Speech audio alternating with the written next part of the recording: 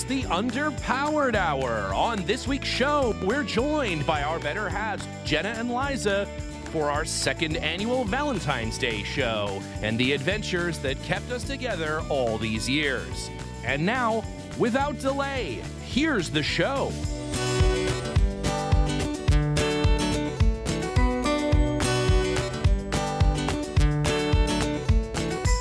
Welcome to the Underpowered Hour. I'm Steve Barris, mild-mannered television executive by day and Land Rover collector by night. You can find out more about our cars and what we're working on at thebarriscollection.com or follow us on Instagram at thebarriscollection. I'm joined, as always, by my good friend, Ike. Thank you to everyone joining us today. I'm the massive, hopeless project to Steven's finely polished machine. I'm the hopeless romantic of podcasting, Ike Goss. I own and operate Pangolin 4x4 in Springfield, Oregon, where we live and breathe Land Rovers. Check us out online on Facebook, Instagram at Pangolin 4x4. Let's get started. All right, Ike and Liza and Jenna. It's that time of year again. Diaper-clad winged babies are shooting arrows and heart organ-shaped boxes full of candy are being distributed. That must mean it's Arbor Day. And it's Valentine's Day, I'm sorry. Yeah. And we come together at this time once a year to talk about great moments in our relationships with each other and with our Land Rovers and what have you. So as has been made now official Underpowered Hour tradition, as we've done it now more than once. So that's what it takes. That's one of our highest running segments, is something we've done more than twice. So we're all here to talk about a couple of interesting and formative Land Rover relationship experiences. But first, in the news, our good friends in Slovakia, the Defender is so popular, new Defender, that they have added a third shift in Slovakia now, making the new Defender, which of course begs the question, why now? Why when there's 250,000 some odd back orders for that? They got all the parts. Finally, Now, that DHL order finally came in. I feel like some manufacturers were like manufacturing the vehicles only for them to sit in giant lots, like storage lots, waiting for that last component so that they were totally 100% complete. Now Land Rover took the opposite tack, and now they're trying to catch up. Well, I know they did send a lot of people cars just without all their shit. Missing No passenger switches, no passenger seats, no rear windows. The seals around all the doors, I believe they left those out. No one noticed because it was sort of. But yeah, it's interesting that there's a Facebook group, the New Defenders Owners book group. Mm-hmm. And all it is are people talking about, wait, did anybody else's Defender come with this? It looks to me like it was supposed to come with this thing. Mine didn't come with this thing. They took it off my sheet. This part is this is a steering wheel from a Citroen. I don't understand. This isn't even remotely the right thing. Well, speaking of a reasonable facsimile of a Land Rover Defender, finally, the embargo, if you will, the Iron Curtain of Ineos Grenadier information from a special invitation only media tryout day in Scotland has been lifted. And we're starting to now see the reviews for the Ineos Grenadier, of course, Ike being the club president of the official Ineos Grenadier fan club. Now, when we were in the UK last year at the Camel event, there was one there. And I don't know if you took a minute to look it over. That was more of a pre-production prototype sort of situation. Yeah, so apparently the models that you're going to now hear about that were part of this media thing are actual production models. Mm-hmm. And they're supposed to have everything the production models are going to come with. Every new Ineos Grenadier will have 35 miles on it from people just booting it around in the woods. So now they're made by Magnus Steyr, if I'm not mistaken, right? Or were they just designed by Magnus Steyr? Well, I don't know if they're manufactured as well. That's a great question. Something we could have easily Googled, but didn't. But who we could ask that of, Ike, is our special friend Mercedes, who will be on in the next few weeks to talk all about the Ineos Grenadier. We're going to ask her the tough questions. Yeah, she was at the media event in Scotland. And of course, Jenna and I know her as a fellow rebel. She drove a really great lime green Jeep 4xe in the Rebelle this year. And so she has agreed to come on the show, and you guys can ask her all your burning Ineos Grenadier questions. There's have a lot several. of them. Yeah, There's they're a lot of them. all irritated and red. So I've I'm been trying to interested take a in- cream for it, but it's just not working. No, it doesn't work. And then speaking of Liza and Jenna and the world famous Rebelle Rally, you guys were on a podcast, or will be on, I suppose, coming up later this week. Some very good friends of ours host a podcast called I Did Not Sign Up for This, which we just assumed that would be, again, another relationship podcast about Ike and I that you guys would be on. But in fact, you're on a... No. It's our listeners and this show. That's it right. summarizes That's right. their relationship. It's a great companion show. Like, how did my kid put this on my iPhone and I can't turn it off? Anytime I get in the car, it just plays and I just listen to it. It's sort of like being victimized by a podcast over and over again. But you are on a special edition called I Totally Signed Up for This, which I think That's right. is kind of fun. That episode is going to come out on Tuesday, the 14th, on actual Valentine's Day. Nice. So Yeah, excellent. you can hear us talk all about our experience with the Rebelle. And it's a little different. Some of our storytelling and some of the angle that we take on that is a little different than when we talked about it on this show. So yeah, go check it out. It's a good podcast. So cancel your other plans, order in dinner, and sit and listen to I Did Not Sign Up for This, the podcast, which I'm a listener, fan, longtime listener, first time caller. And it's great. You and I have been married too long. I literally made that joke when we recorded the podcast with Carling. It's all gold. It's all gold. Yeah. As long as you interact with us separately, it seems like fucking magic. Together, you're like, oh, wait, this is just the same. He keeps saying the same thing. Jokes. Gross.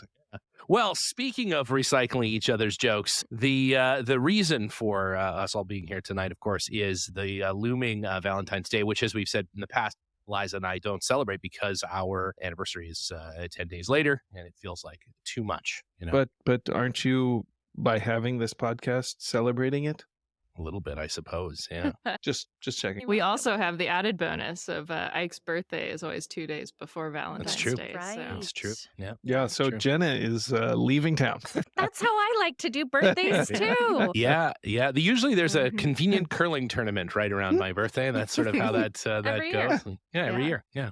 You know, It's all right. Chris and I go for dinner. It's nice. You know. Oh, that's sweet. You know. Should have Chris on the show. he doesn't have to listen. Oh, yeah. Valentine's Day. Yeah. Actually, we have a story today. It does integrate and, Chris. And Chris is involved in All this right. story. Feature. Yeah, he He does plays feature. an important part. But we'll save that for a little later in the episode. Ike and Jenna, why don't in this semi-therapeutic sharing session don't you guys kick off the second annual Valentine's Day episode? Might be third annual. I've lost track. With a patented Ike and Jenna Land Rover tale. All right. Well, I'm eager to hear this one because I'm told that Jenna is prepared for this, so I can't wait to hear. You're just along for the ride. I am. Mm-hmm. So I was thinking that this would be a fun opportunity to talk a little bit about the role of Land Rovers as a formative shared experience, in a relationship. And I have like kind of 3 short stories that I think build on this. I was thinking, it would kind of make the good premise for like maybe a reality show where, there's couples, maybe, not necessarily Bachelor style, but more like, testing couples. What was the game show? F-Boy Island? Well, no, like the game show where you had to like, guess each other's whatever they wrote down on the card. I think it's the dating game. I think it is the dating. Yeah, something that's just a dating game. So, anyhow, not quite like that, but like kind of like that mashed up with a reality show. You could basically put couples through these like tests and challenges and see how they, prevail. So given 3 real life examples that, you could use as a starting point, perhaps. So story time. So Ike and I met in high school. There's a long backstory to that is not Valentine's Day related, but it involves lots of chaos and Truancy. expulsions and interesting things that led to us being at the same high school. And despite what people may assume, it was actually me who got kicked out of my previous high school and ended up at the high school where Ike was. So anywho, the only high school that would take you, the high school that Ike is at. First time I saw Jenna was on the national news.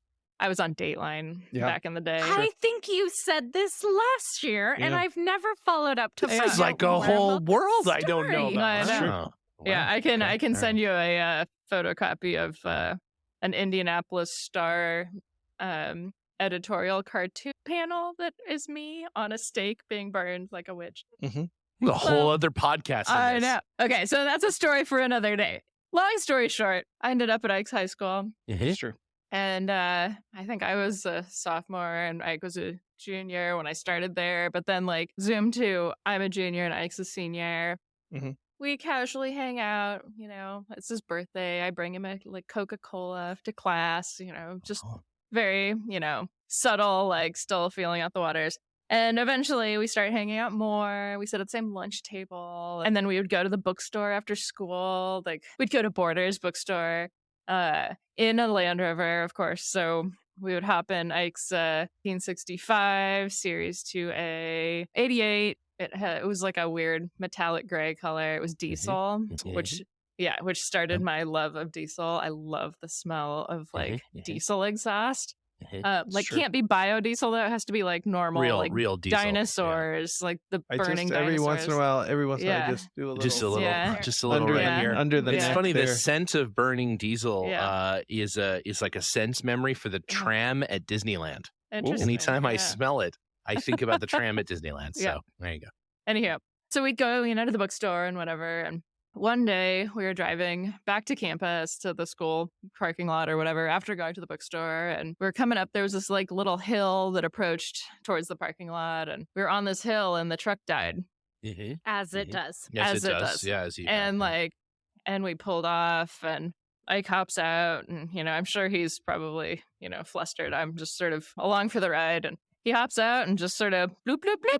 And it goes again. And I'm like, what did you do? And like the accelerator linkage had come disconnected. And so it wasn't going anymore. So he just like hopped out and like reconnected it and went on. And, I'm 17, did not grow up in a family of like people that mechanicked on things successfully, at least. There's other stories there. But I was so impressed by that. And it was just like one of those like formative moments where you're like, Yeah, guy. I want to get That's- in Oh, this yeah. guy's pants. yeah, exactly. Yeah, like, this guy. yeah. All This right. guy knows his way around a throttle linkage. That's right. That's what I'm looking for. Yeah. Yeah. I like this So- story. This yeah. is It's making funny. me look It's good. so similar to the way that I met Ike. It's weird. Yeah. It's The next weird. one's gonna make me look really bad, though. I'm sure. So that was the teaser, like that maybe a false sense of security. But anyhow, we go on to be dating more seriously. Mhm. And at some point we decide go get a motor from Wisconsin. Oh yeah, that We did live in happen. Indiana. Like we live in Indiana at the time. And Wisconsin is a big state. Indiana is a pretty tall state too.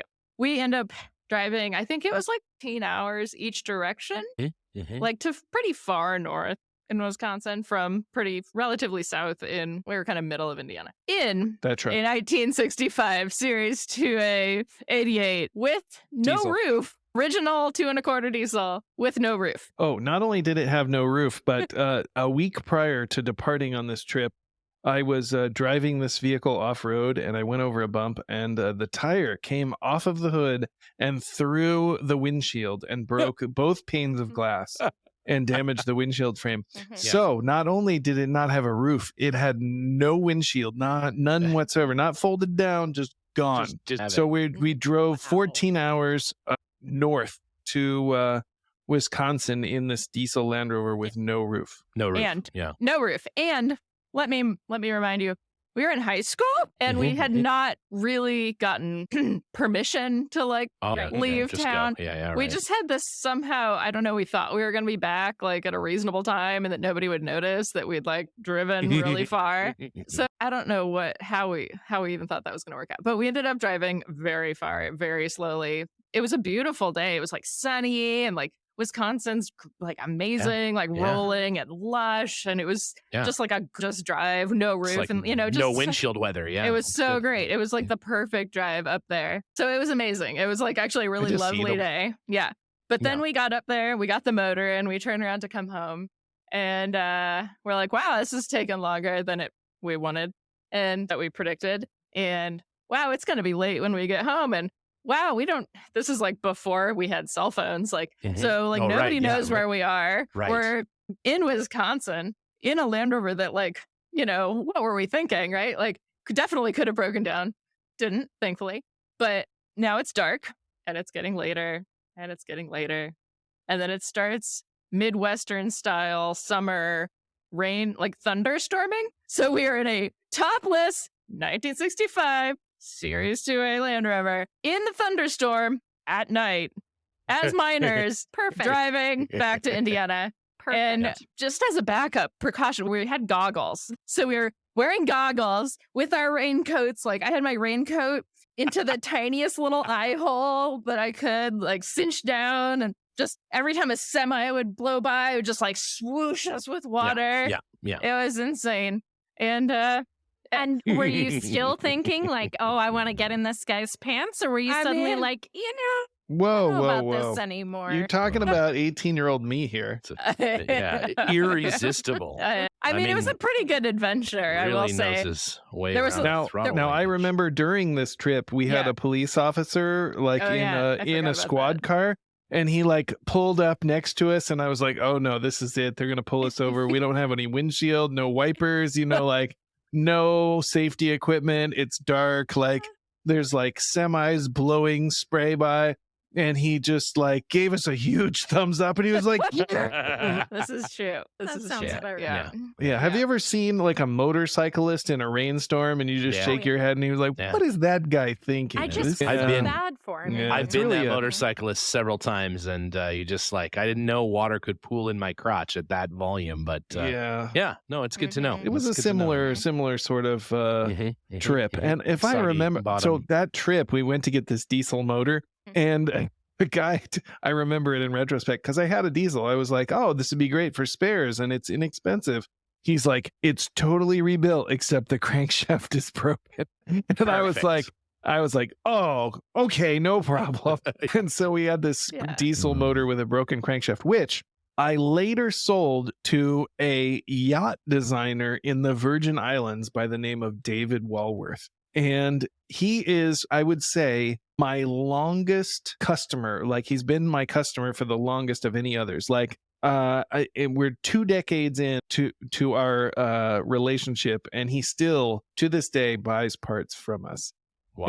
And he bought that diesel engine to rebuild for his wife's car, I believe, and he still has it. So it's still out there. That engine is still working for a living down in St. Croix. And he's got this amazing house that's built like a yacht. It's like, all teak and stainless steel and stuff. It's crazy. Oh. Buy a yacht from him if you're in the market for a If yacht. you're in the market for a yacht, Yeah, yeah, he's a naval architect. you never know.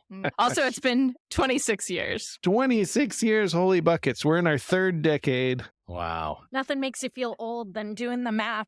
Yeah, totally. I'm teaching right now. Like, my students are younger by many years than the amount of time we've been. Yeah. Oh, for sure. relationship. Yeah, Yeah. for sure. All right. So story number 3 kind of builds on story number 2.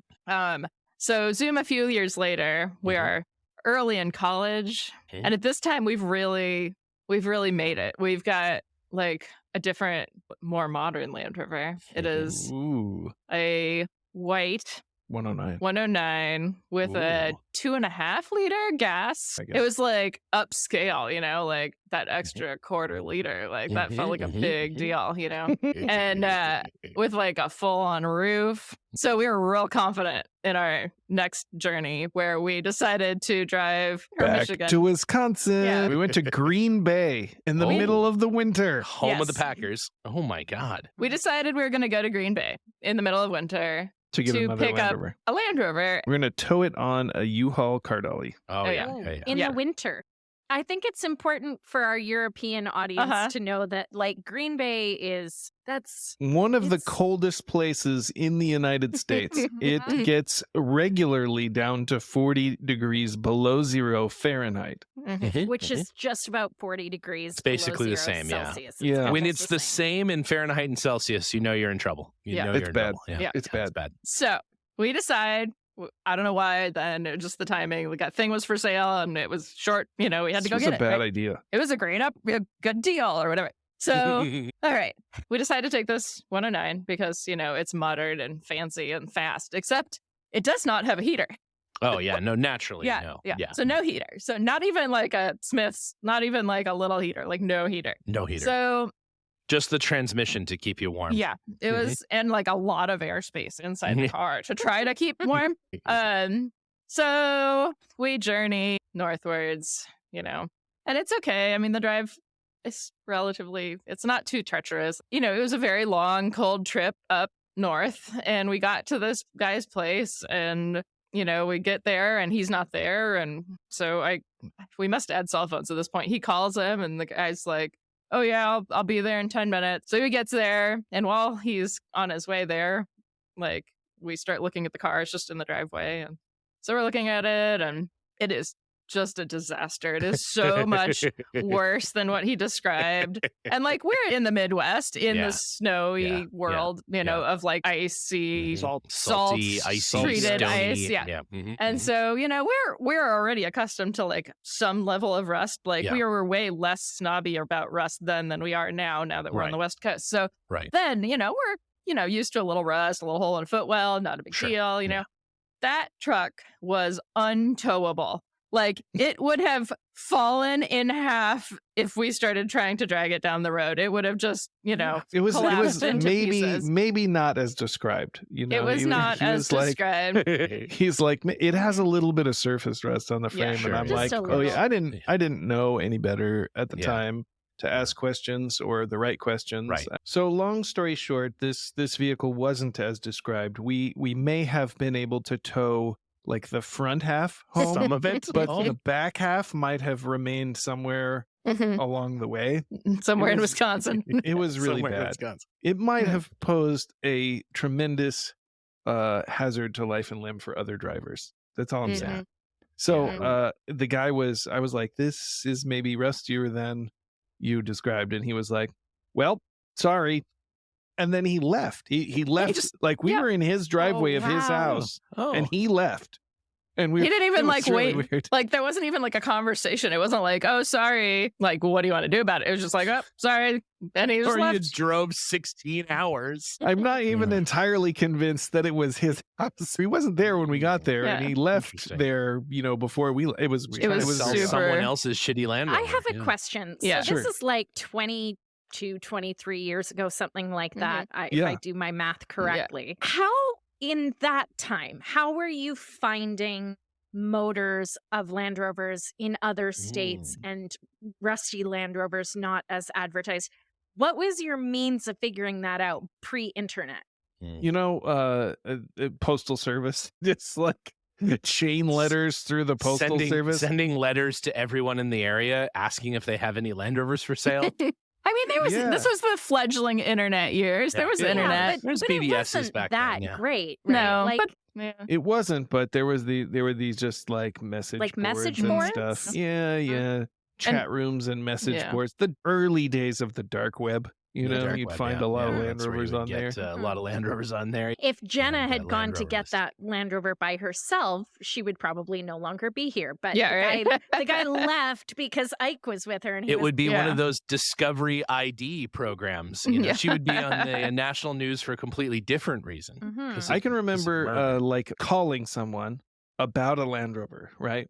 Yeah. And you'd call them and they'd tell you about it, and they'd say, I'll send you some pictures. And that person would have to like get their camera, take photographs, develop the film, put the pictures that resulted from that development into an envelope, put a stamp on it, send it to you. So you might get the pictures like 2 weeks later. Now, and then you look through the pictures. I guarantee you there are some of our listeners right now that are they're sitting in their car or in their tractor somewhere and they are thinking to themselves, oh yeah, these young whippersnappers don't even know, and they're trying to one-up you. Oh yeah, they're like, we had a telegraph. Are you insinuating that Bob Ives is somehow old? Is that what you're trying to say? We had to know Morse code. Feels very targeted. Hear about a Land Rover. Bob is a very nice gentleman. He's not the only listener that's listening in his tractor. Though. I own some money. That's true. We're big in the tractor crowd. We're big in the tractor crowd. That's true. Yeah. I also received on more than one occasion a video of a Land Rover that was advertised for sale on a VHS cassette tape. Oh, wow. That's great. Yeah. Wow. Yeah. I have some photos that were sent to me by the gentleman that imported the first stage one I ever owned. I still have those photos. We found them recently, and those were sent to me. Those came to me in the mail as as the same thing. I'd spoken to the gentleman who we realized just on a recent trip back to Calgary that he's still alive. And I was told he'd passed away, probably by somebody that owes him money. And I remember having one of those photos up on like a bulletin board. There you go, kids. It used to be that you had paper photos. So anyhow, we're standing in the driveway. We're like, all right, well, I guess we just go home now. Like, it was very anticlimactic. I did something that I'm not proud of. It's true. I wasn't going to share that, but you can. He made us drive like 30 hours. Yeah, for no reason. For no reason. And he had a really cool key fob on his Land Rover, and I took it. Like the little keychain, like loopy thing. Just out of spite. Yeah. It's like, oh, that guy. It might not have even been his Land Rover. This is like an I was trying to innocent sell you a third party stolen Land Rover. victimized by this. Yeah. Oh man, I was so mad. I was so mad. Yeah, So his after brother that didn't like it. awesome, experience driving all the way up there, only to have this like incredibly frustrating, disappointing moment, we had now, many, many cold, dark hours ahead of us driving home in the same Land Rover with no heat. We had brought a couple blankets, whatever. So we're driving back and it's freezing and drafty. And like, I've never been more cold in my life where you just feel cold, like all the way through. Like your feet hurt, your body just hurts. It's so cold. It's just aches. Every part of you aches. It's just so There cold. was not a lot of conversation at this point. So finally, at 2 a.m, we stop at a truck stop in northern Indiana. We're hungry. Did I mention we were cold? We were cold. And so we stop at this truck stop and it has a KFC. And we got mashed potatoes, and they were so warm, and they were warm. You could just feel the warm blob heating you up from inside out. Yeah.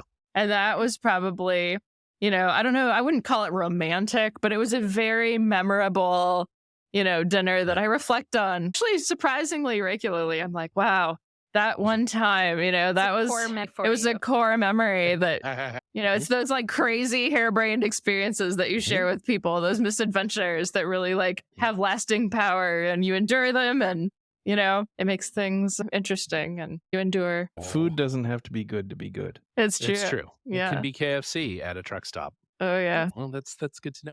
Yeah. Well, with that, so Liza and I, similar sort of idea. So we decided for a sort of Liza's family reunion sort of situation. They're all from a little town, and I mean tiny little town in Italy, and it's about 3 hours north of Rome. Is that right? How about that? It's halfway between Florence and Pisa. This is the northern part of Tuscany, which is very, very mountainous. Lots of ski resorts in that area. It's a tiny, tiny little town, and we're there for a week with my family. It's the first time Stephen and I have been to Italy. And, that is true, we each have a couple of things that we want to do on this trip. And I promise him that one of the days that we are with my family in Italy, we can maybe get away from my family Italy and go do something of our own. And it is worth noting, I don't travel to a location where I can't drive. I like to drive. We made sure that when we rented the car, that we wanted something that, because this was, of course, after, if you'll remember last year's episode, the Mustang, that we sort of got stranded in an an off-road volcanic park because the keys were lost. So we're like, okay, we're never doing that again. So no more convertibles. This time let's get an SUV. Let's get something a little more four-wheel drive.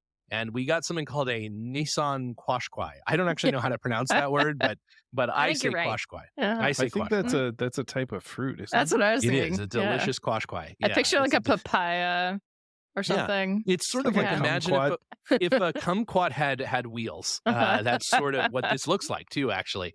And so this was this was a mid 2000s Nissan Qashqai, which is all wheel drive ? Question mark. And so that's what we had. And the roads in Italy, first of all, people in Italy drive like I wish I was allowed to drive here. They really, it feels like I found my people a little bit when it comes to, like rolling down your window to yell at somebody beside you, but in a friendly way.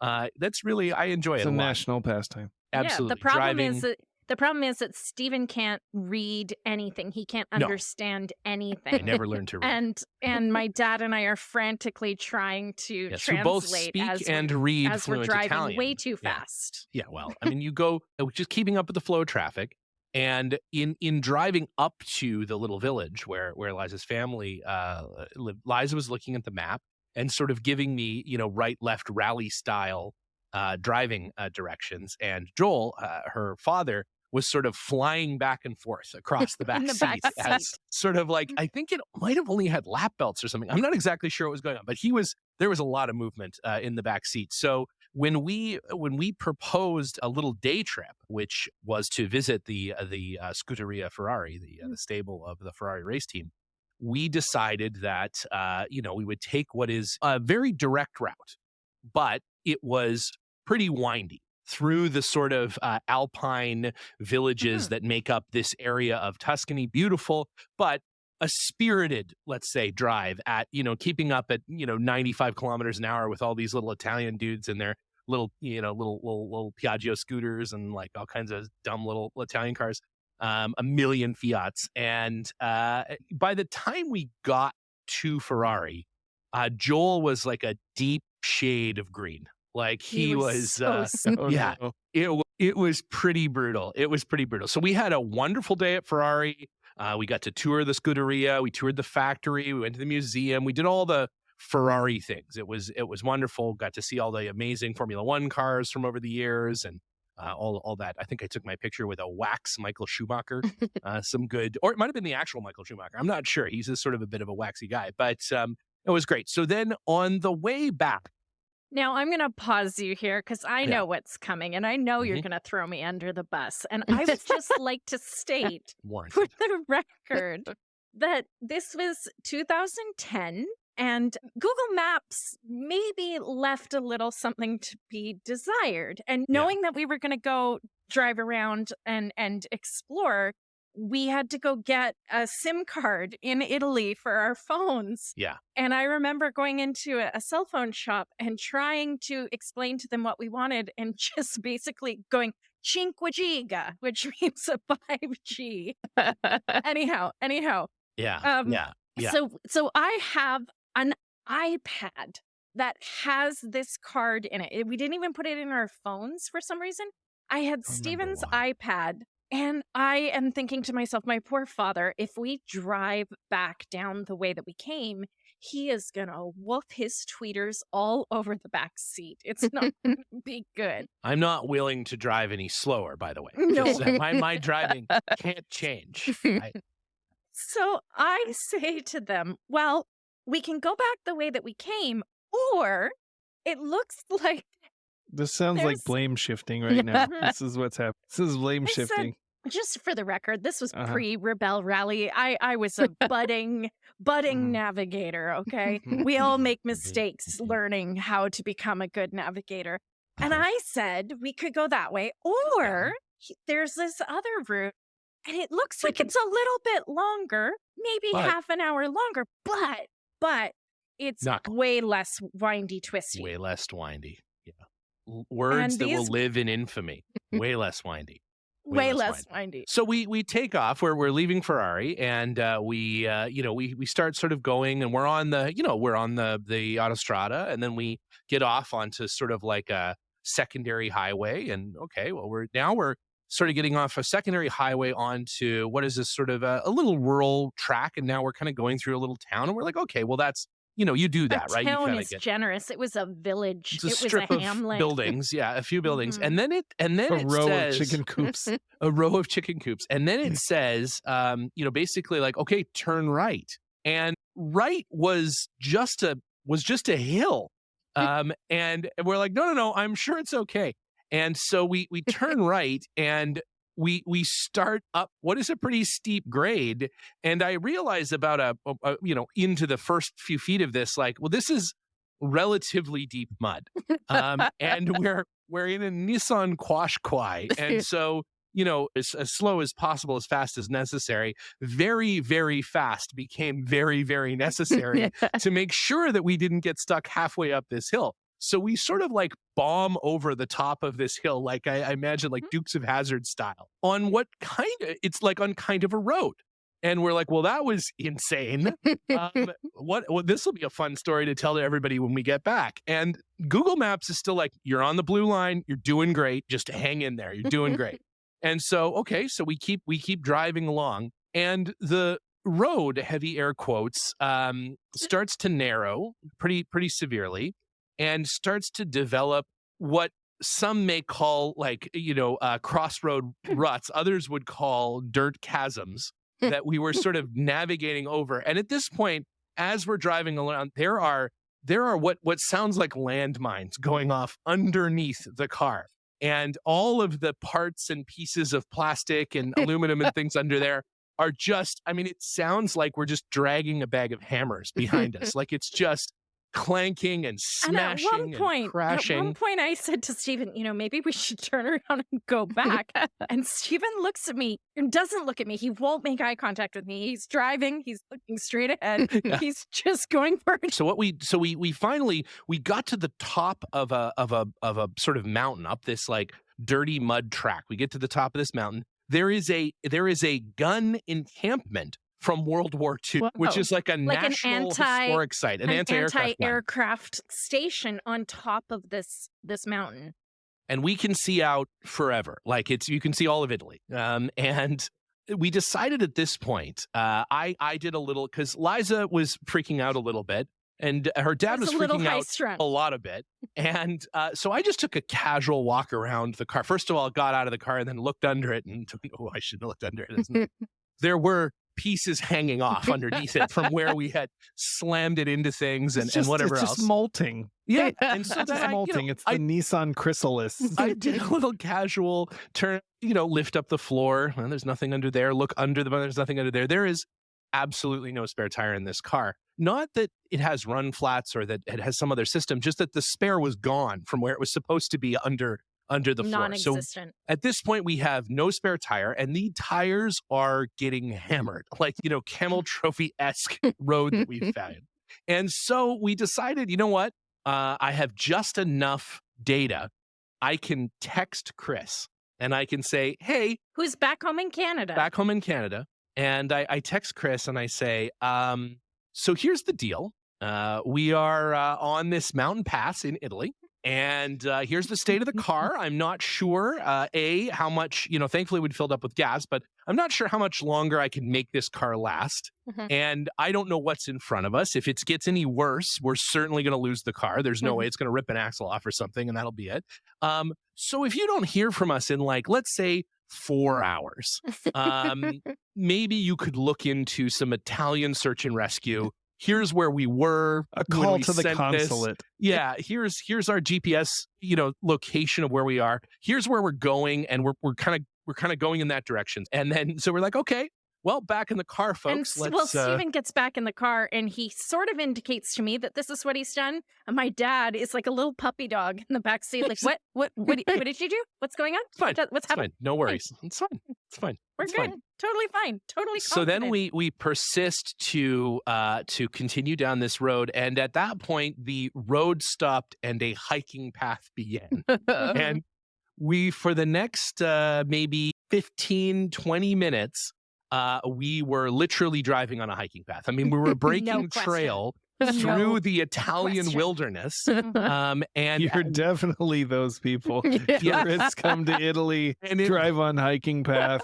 It was the muddy. Most American thing that you could have possibly done. It was incredible. So sorry. There were tree limbs, there was mud, there was everything. And at one point, we zoomed by a couple of actual hikers that just watched us as we drove by in a car on the hiking path, as where one wheel is in the the sort of jungle in the forest. Just for the record, we're easily 4 hours into this return trip. You ever tell a story like this and you wonder if a person that appears in that story has also told that story to somebody else? Told that story to somebody else. Yeah. I wonder if those hikers are telling this story. And so at the point, this was, like Liza said, this is about 4 hours in now, and the vibration in the car was getting to the point where I did feel like, really what's going to happen is we're going to shake a wheel right off this car. We're going to lose a half shaft. Something is going to completely, we're going to blow something up here very soon.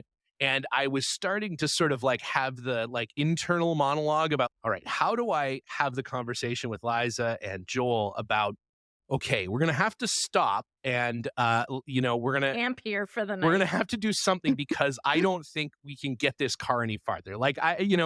We're doing everything we can to keep it safe and to try to, protect it from smashing into things, but we're on a hiking path and it's just really not meant for this. And as I was thinking that, and as the car by this time, the first hour, we're like, oh my God, what is that? And then the second hour, we're like, oh, this is okay. But the third hour, we're like, I don't know, what is that noise? By the fourth hour, just dead silence. Just silent. Just smashing and rattling and gyrating. And for 4 hours, I was so focused on what was in front of us. I never once took my phone or my camera out to film video until this moment. Yeah. Until this moment, I have the video. So then we're driving along, and all of a sudden, pavement just appears out of nowhere. And Just we're driving magically. We're driving along on pavement. So it goes from hiking path to just pavement. Back to a road. To just and we're all sort of elated and we I feel couldn't like this believe is it. one of those projects that like a mafia run company starts and they're like, oh yeah, we're gonna make this highway, and then it somehow gets picked up by Google.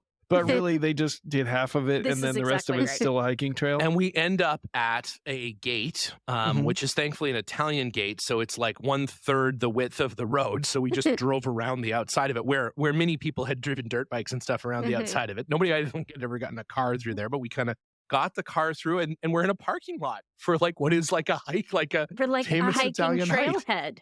Right. And we drive, and it's now by this time of the day, it is there's nobody left. It's done. There's and we everybody's go gone. maybe 1 more kilometer down the road, and there's a little house, and there's a woman sitting on the porch who watched. And us she's drive obviously by. taking note of all the cars that have gone up, because if a hiker goes up but doesn't come back down, they probably send somebody up. And so she's got all of a sudden 1 more car that she sort of didn't.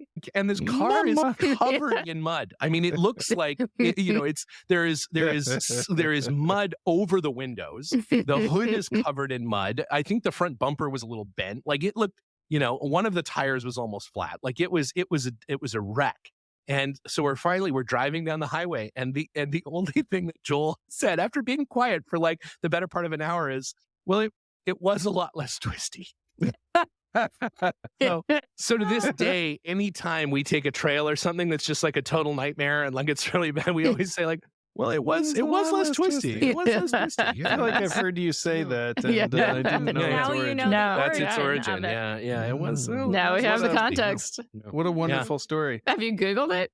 We later? have subsequently, yeah. And we dropped that car off at the Italian rental car place. I mean, we hosed it off with a hose at Liza's relative's place. And In the Florence city center rental and place.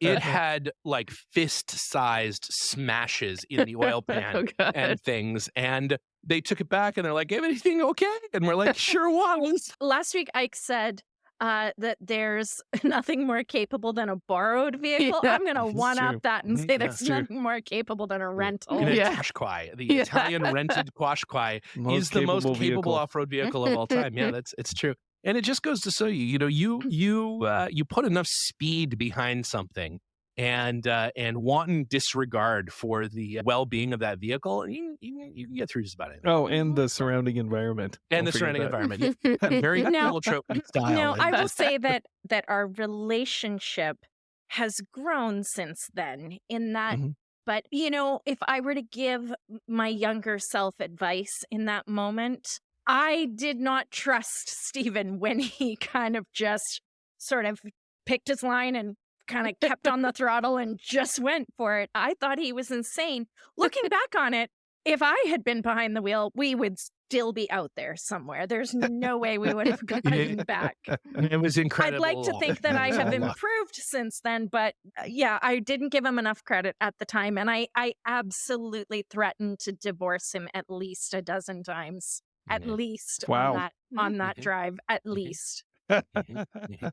That's as close as I'm ever going to get to saying that you're right and I'm wrong, Stephen. Yeah, So that's just- true. It was heavily qualified. Cherish that. Cherish that. A lot of heavily Yeah. qualified. Well, yeah, it was a formative experience for sure. I think What a that's, great story and what a you great trip. That sounds like a really incredible journey, very memorable. Yeah, now I'm really curious to go like Google this, like this whatever that tower was, and see what We'll this post the trail route. was. Yeah. You will post the route. Yeah. I'm gonna try to find that route, and I'll post a little link to it next week. I promise. Mhm. And Gotta we'll find put it those out hikers. on social media. Yeah. Those hikers. Yeah. And there's one Italian listener that is thinking to themselves, Yeah. Mamma mia. Sorry about that. Sorry, Italy. All right. Well, given these, Valentine's misadventures, we would absolutely love to hear from the dedicated listener group about some of their Valentine's or general romance related either with their partner or their Land Rover. I guess either way. I mean, why not post that up on the Underpowered Hour Facebook group or go ahead and slide into our DMs. Speaking of the Facebook group, we've got always a ton of action going on over there. Some very interesting stuff. We've also got, of course, the Instagram and all of that sort of stuff, and the YouTube channel now with fantastic thumbnails. Incredible. If you want to know, if you want to know about riveting, traditional style rivets or pop riveting or safety wire, again, you can watch the safety wire video, see where I stab my thumb and start bleeding through the rest of the video. Or we've also got the spanner torquing device that allows you to hold a spanner and apply the appropriate amount of torque to it. And we have released the forklift crash video now to the general public on the YouTube. Yeah, so you can see the Widowmaker smash into the back of stage one there. Now I will say this means that if it were to roll into something else, and there were a lawsuit, you couldn't claim that you didn't know that parking brake didn't work. Anyway, so head on over to the old YouTube and check that out. But as always, it has been a pleasure chatting with you all. Nothing more romantic than a vintage Land Rover or a trip taken in or around it. So, if you're still looking for that thing to get that special someone or, a little self-care for yourself, consider super rusty old Land Rover. Nothing warms the heart, mostly because of the tetanus that's setting in. That's one of the things. You get a very high Lockjaw. fever, so that's probably lockjaw. That's probably what that is. But at any rate, it's been a slice as always. So Liza, Jenna, Ike, we'll see you next week. All right, see you on the trail. Bye.